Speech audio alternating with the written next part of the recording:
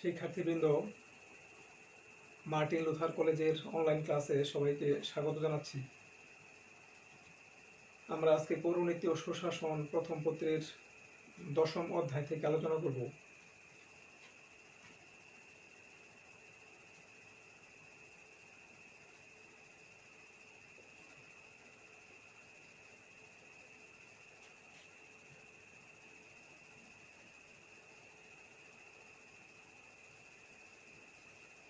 দেশপ্রেম ও জাতীয়তা।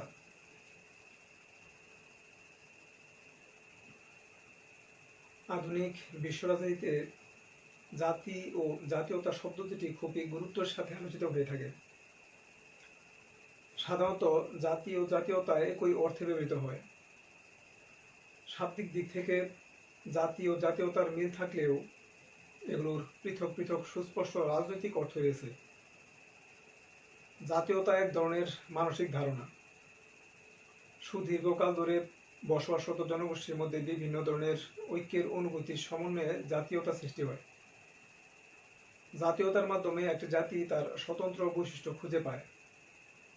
এর মাধ্যমে কোনো জনসমষ্টি অন্য জনসমষ্টি থেকে নিজেদের আলাদা ভাবতে পারে। জাতি ও জাতীয়তার প্রধান চালিকা শক্তি হচ্ছে দেশপ্রেম।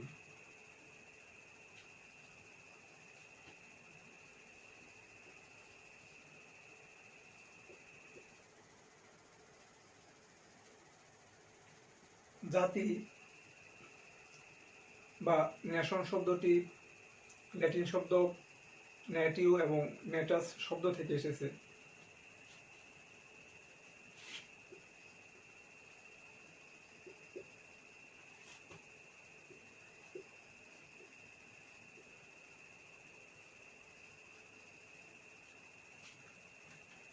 যার অর্থ হচ্ছে জন্ম। সুতরাং উৎপত্তিগত দিক থেকে জাতি বলতে একই বংশগত জনগোষ্ঠীকে বোঝায়। মূলত জাতি বলতে আমরা বুঝি সেই জনসমাজ যা দীর্ঘকালের ক্রমবিকাশের মাধ্যমে চূড়ান্ত পর্যায়ে উপস্থিত হয়েছে।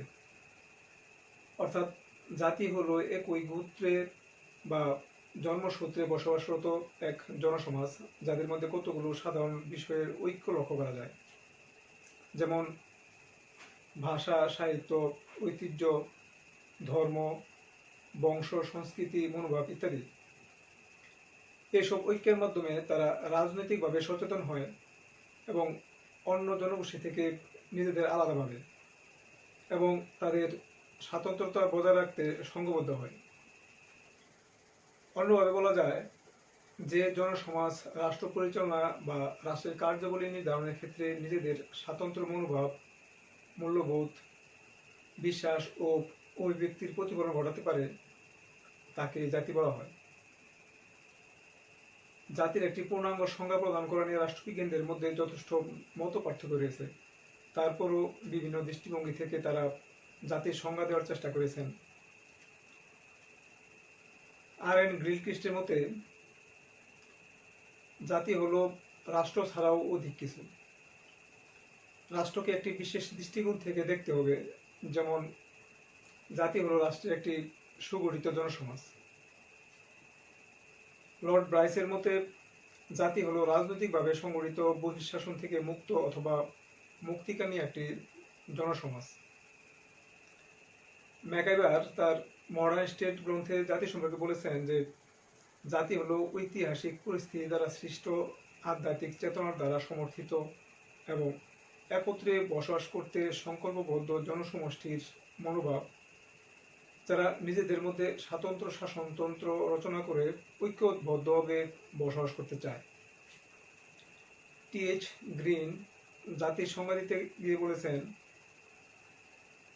দ্য নেশন আন্ডারলাইজ দ্য স্টেট, অর্থাৎ রাষ্ট্রের অন্তর্গত জনসমষ্টি হচ্ছে জাতি। উপরের সংজ্ঞাগুলো বিশ্লেষণ করলে দেখা যায় জাতি বলতে এমন এক জনসমষ্টিকে বোঝায় যারা একই গোষ্ঠীয় লোক, একই স্থানের বাসিন্দা, যাদের রয়েছে একই ভাষা, ঐতিহ্য, ধর্ম, ইতিহাস, যাদের রয়েছে একই স্বার্থ, মনোভাব, মানসিক ঐক্যানুভূতি। জাতি হয় স্বাধীন অথবা স্বাধীন হওয়ার জন্য সংগ্রাম চালিয়ে যাচ্ছে।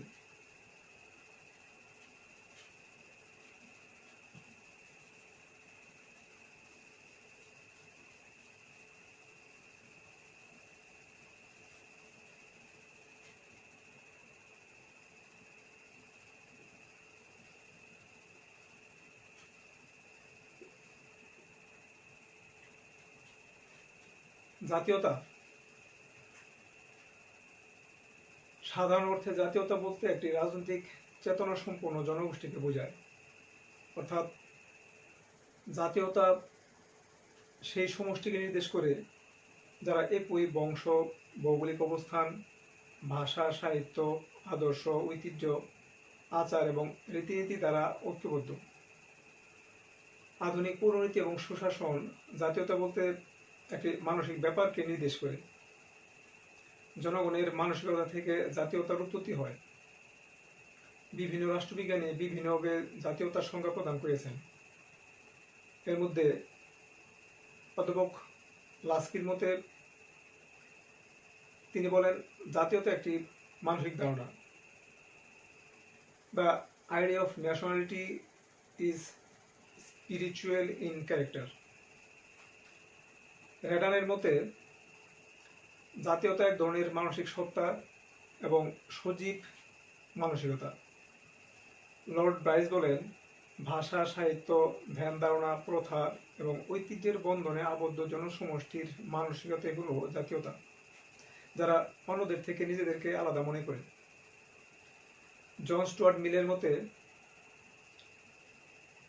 রাজনৈতিক অভিন্ন চেতনা সম্পন্ন জনসমষ্টি যখন একই সরকারের অধীনে বসবাস করতে চায় এবং সরকারকে তাদের একাংশের সরকার বলে দেখতে চায়, তখন তাকে জাতীয়তা বলে। অধ্যাপক গ্যাটেলের মতে জাতীয়তা ব্যাপক অর্থে একটি ভাবগত ব্যাপার, একটি মানসিক সত্তা, জীবনযাত্রা, চিন্তা এবং অনুভূতির একটি পদ্ধতি। সুতরাং বলা যায় জাতীয়তা হলো নির্দিষ্ট ভূখণ্ডে বসবাসকারী এমন এক জনসমষ্টি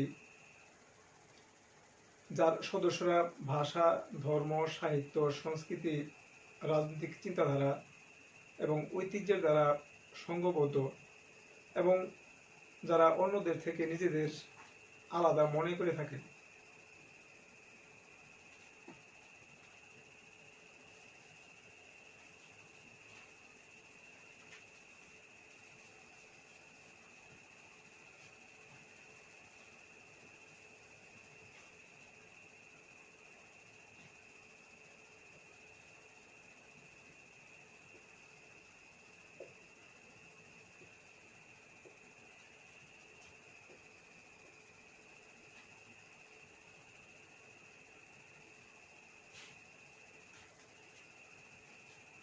জাতীয়তার উপাদান।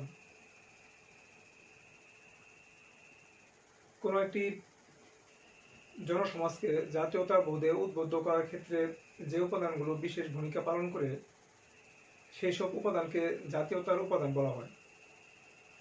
রাষ্ট্র দার্শনিকগণ জাতীয়তার ক্ষেত্রে যে উপাদানের কথা বলেছেন তার মধ্যে উল্লেখযোগ্য কিছু উপাদান নিয়ে আমরা আলোচনা করব।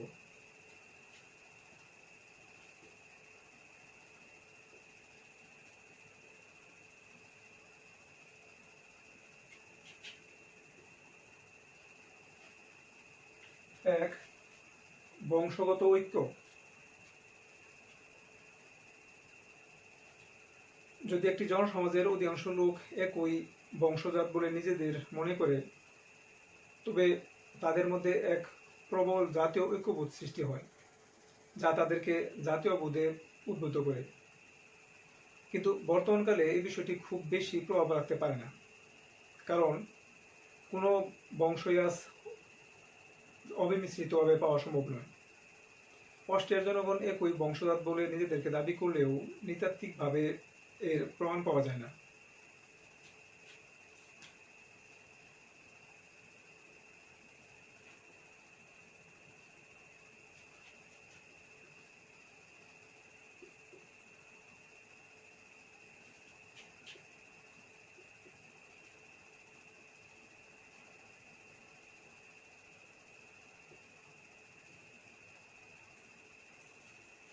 দুই, ভাষা, সাহিত্য ও সংস্কৃতিগত ঐক্য। জাতীয়তাবোধের অন্যতম উপাদান হলো ভাষা, সাহিত্য ও সংস্কৃতি। যখন কোনো জনসমাজের অধিকাংশ লোকের ভাষা, সাহিত্য এবং সংস্কৃতি একই হয়, তখন তাদের মধ্যে এক সহজাত জাতীয়তাবোধের উন্মেষ ঘটে। উদাহরণ হিসেবে আমরা 1952 সালের ভাষা আন্দোলনের কথা বলতে পারি। এই আন্দোলন পরিচালিত হয়েছিল একই ভাষা, সাহিত্য ও সংস্কৃতির প্রতি ঐক্য থাকার ফলে। ভাষা আন্দোলন পরবর্তীতে 71-এর স্বাধীনতা সংগ্রামের অনুপ্রেরণা জুগিয়েছিল। জার্মান দার্শনিক ফিক্টে মনে করতেন, জাতি গঠনের অন্যতম উপাদান সাহিত্য এবং সাংস্কৃতিক ঐক্য। একই সাহিত্য এবং সংস্কৃতি মানুষের মধ্যে এক ধরনের আত্মিক সম্পর্ক গড়ে তোলে, যা জাতীয়তাবোধের সৃষ্টি হতে পারে। তবে একথাও সত্য, ভাষা, সাহিত্য ও সংস্কৃতিগত ঐক্য জাতীয়তাবোধের খুব শক্তিশালী উপাদান নয়। উদাহরণ হিসেবে আমরা ভারতের কথা বলতে পারি।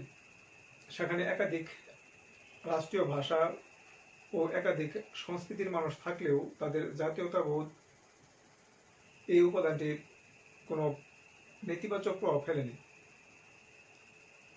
তারা একটি জাতি গঠনে সক্ষম হয়েছে। আবার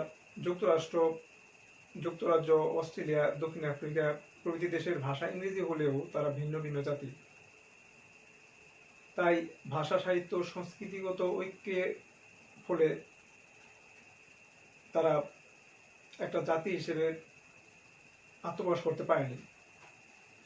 সুতরাং বলা যায়, ভাষা, সাহিত্য এবং সংস্কৃতিগত ঐক্য জাতীয়তার গুরুত্বপূর্ণ উপাদান হলেও আবশ্যক উপাদান নয়।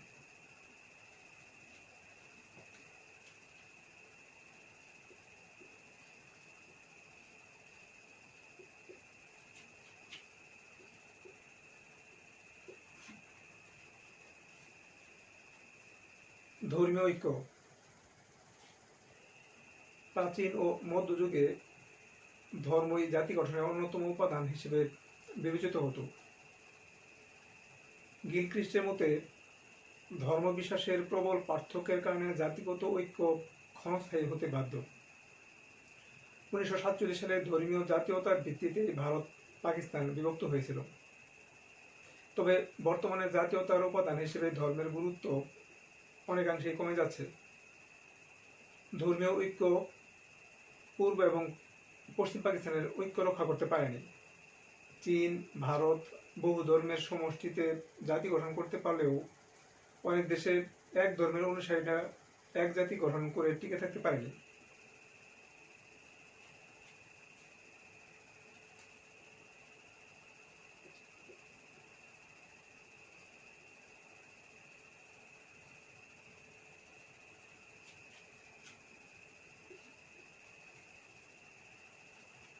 ভৌগোলিক ঐক্য। এটি জাতীয়তাবোধের অন্যতম উপাদান। নির্দিষ্ট ভূখণ্ডে বসবাসকারীরা খুব সহজে জাতীয়তাবোধে উদ্বুদ্ধ হতে পারে। জাতি গঠনের অন্যান্য উপাদানের থাকলেও কেবল ভৌগোলিক নির্দিষ্ট ভূখণ্ড না থাকার কারণে ইহুদিরা ইসরায়েল রাষ্ট্র প্রতিষ্ঠার পূর্বে কোনো জাতি গঠন করতে পারেনি। আবার একই ভূখণ্ডের মধ্যে বসবাস করে অন্যান্য উপাদানের মিল থাকা সত্ত্বেও অনেক দেশ বিচ্ছিন্ন জাতি গঠন করতে সমর্থ হয়েছে।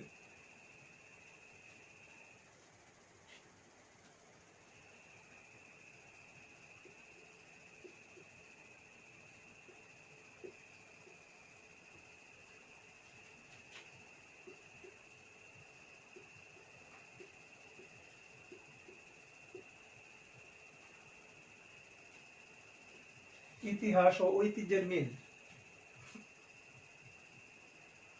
যখন কোন অঞ্চলে দীর্ঘদিন থেকে বসবাসকারী জনসাধারণের মধ্যে এক স্বাভাবিক ঐক্যবোধ দেখা যায়, তখন তাদের মধ্যে এই ঐক্য জাতীয়তাবোধ সৃষ্টি করতে পারে। প্রত্যেক জাতির অতীত স্মৃতি এবং ঐতিহ্য তাদেরকে অনুপ্রাণিত করে। এই অনুপ্রেরণা জাতীয়তা গঠনে গুরুত্বপূর্ণ ভূমিকা পালন করে।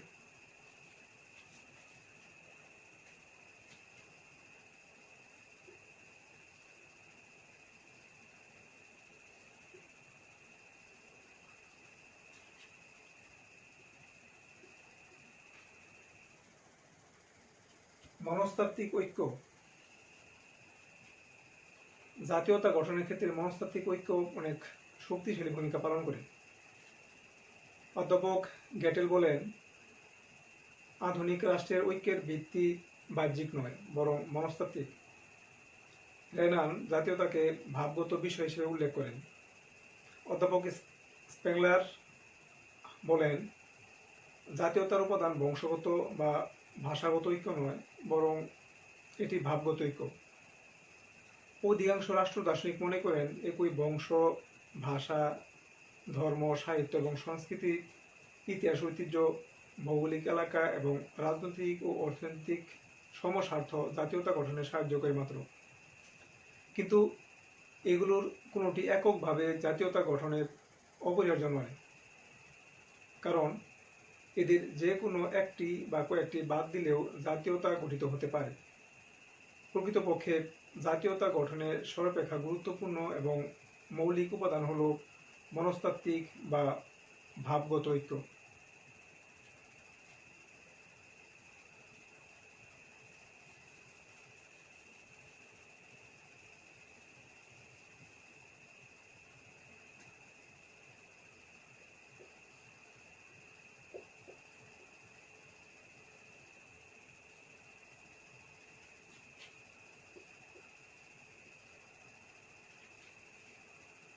রাজনৈতিক ঐক্য।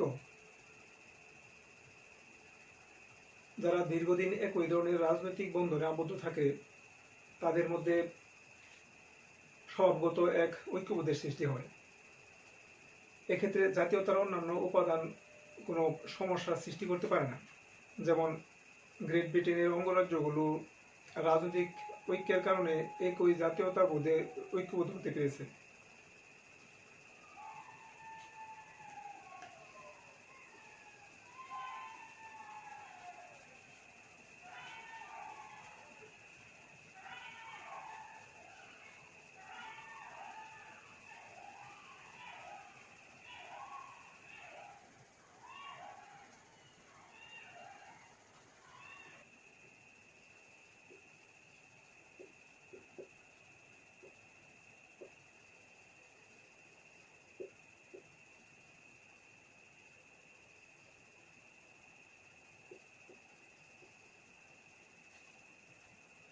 আচরণ ও রীতিনীতিগত ঐক্য। এটি জাতীয়তার একটি গুরুত্বপূর্ণ উপাদান। একটি জনসমষ্টির মধ্যে একই ধরনের আচরণ, রীতিনীতি এবং ঐতিহ্য গড়ে উঠলে তারা নিজেদেরকে স্বতন্ত্র জাতি হিসেবে চিন্তা করতে থাকে।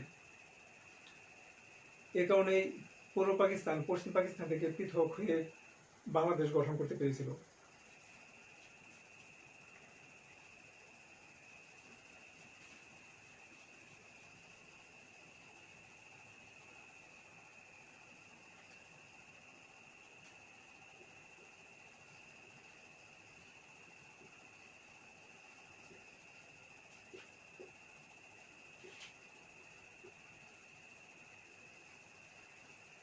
অর্থনৈতিক ঐক্য।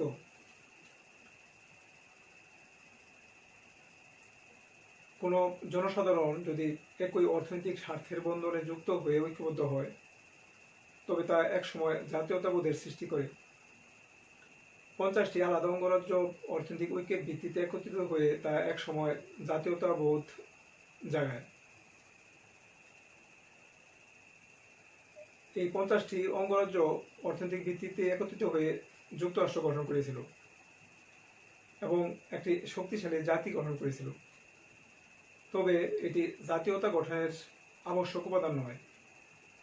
পরস্পর স্বার্থবিরোধী পক্ষও একই জাতি রাষ্ট্রে বসবাস করতে পারে।